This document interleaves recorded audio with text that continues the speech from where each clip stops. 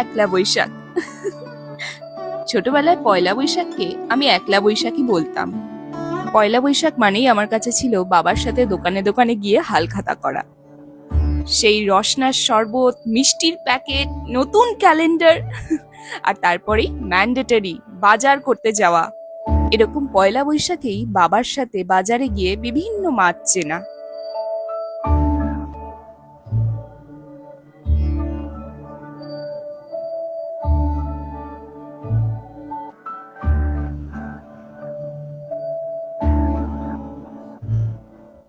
আজও পয়লা বৈশাখ, কিন্তু সেই ছোটবেলার পয়লা বৈশাখটা কোথায় যেন হারিয়ে গেছে, কাজের চাপে, পরিস্থিতির চাপে।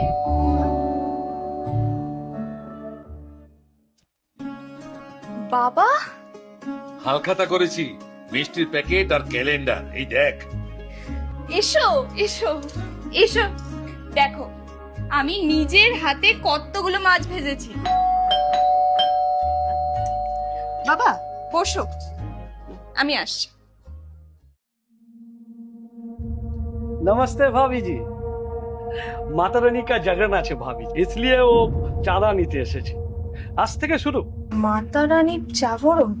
আগে তো এসব কোনোদিন। এ কি मछली করেছেন আজ? কাল এতবার हम लोग अनाउंसमेंट করলাম, फिर भी आज अपनी मछली করলেন। ए आप लोग ना, ये बंगाली ये पूजा का दिन में भी मछली करता है। হ্যাঁ, আপনি ঠিকই বলেছেন, আমরা বাঙালি, মাছে ভাতে বাঙালি। আমরা আমাদের ভগবানকেও ভোগে মাছ মাংস নিবেদন করে থাকি। তারাপীঠ থেকে শুরু করে অনেক বনেদি বাড়িতে আজও মাকে মাছ মাংস ভোগে দেয়া হয়।